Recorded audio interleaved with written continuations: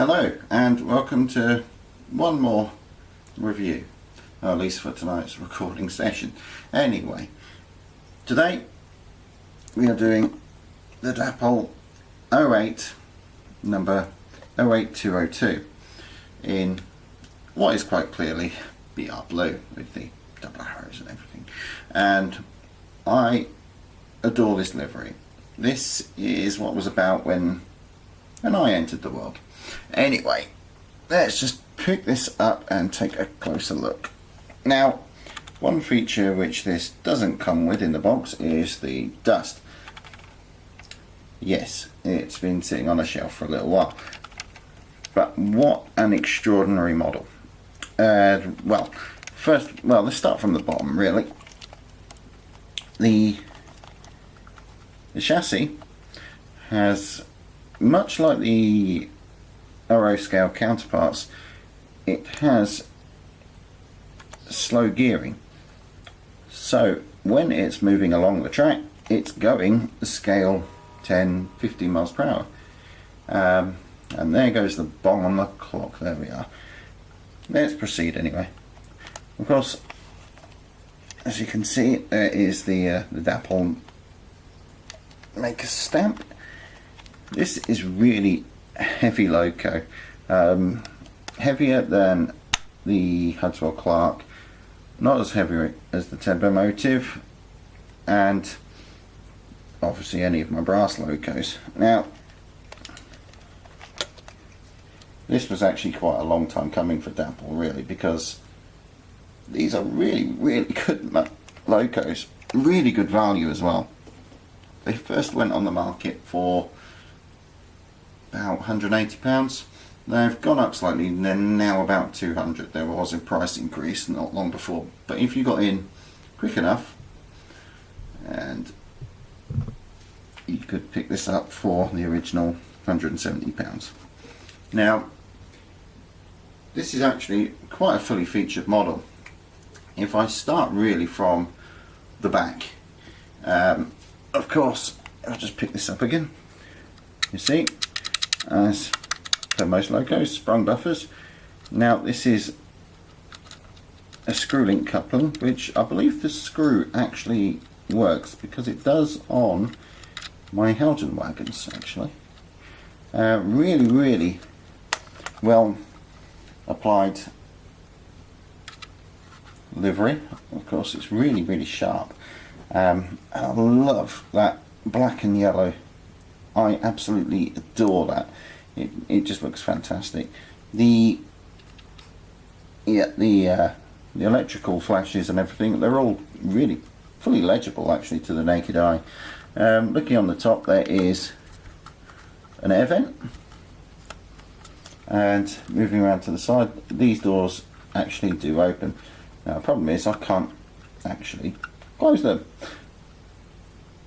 That's a first world problem really.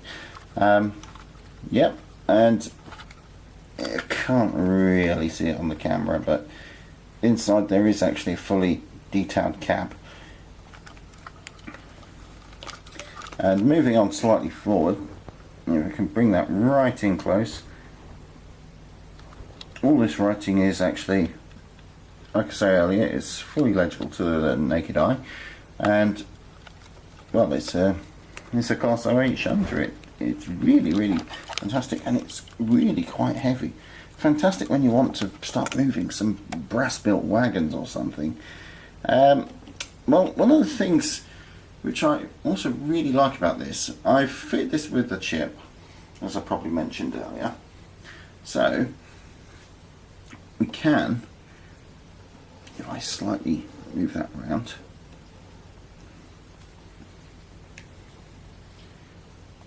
we can in fact turn on everything.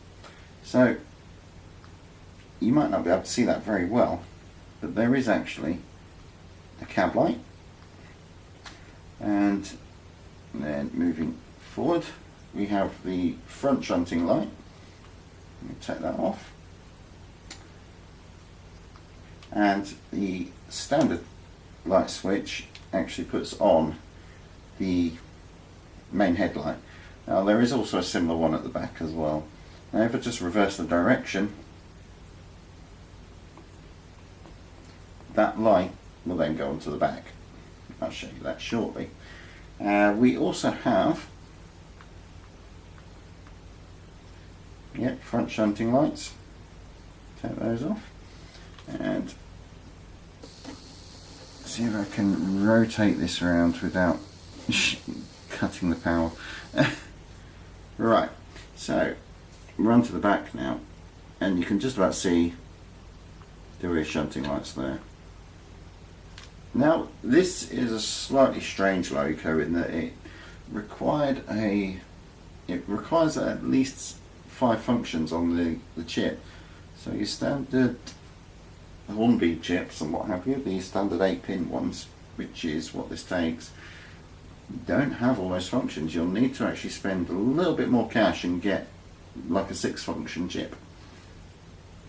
But it's not really that bad. It's actually really kind of useful because it's quite nice having all of these little lights. Now this one isn't quite as viewable as the front one, but this lamp is on here. Okay, so let's just put that back onto the horizontal plane. There we are. And I knocked the camera, costing me hundreds of pounds and destroying everything. And yeah, this is pretty much a really good loco. It's really good representation of the Class 08. Really happy I got it. It was a bit of an impulse buying actually. So if I can I'll just demonstrate the slow running of this. I need to clean my track. That's 23 out of 126 notches on the DCC controller. Let's just put it into reverse. This is 16.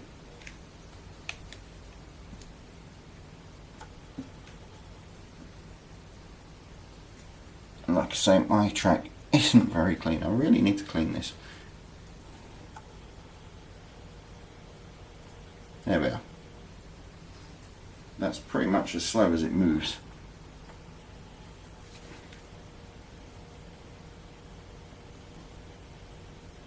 It will go even slower, but you will not notice it on the camera. She's a really good runner actually. On normal running track, she'll go along a scale speed of what the 08s could do. Now what I'm going to do, I'm just going to cut this here and mount her on the rollers so I can bring her up to speed.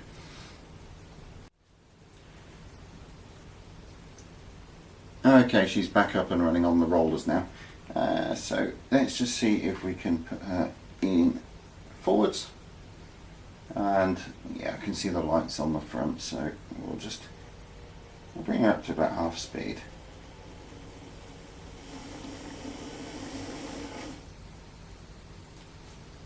Again, my rollers need a lot of cleaning, as does my track, and probably the wheels as well. There we go. I think I have my live stream running on this, and it sort of makes a bit of a mess. So that's 57 out of 126 on the notches. It's a really smooth runner. So we'll just take that up to full speed. That's what she will do. That is her flat out. Like I say, she runs at scale speed, so I can't really say any more than that. It's really good interpretation of the model. Now, so I'm just going to take that down and put her into reverse.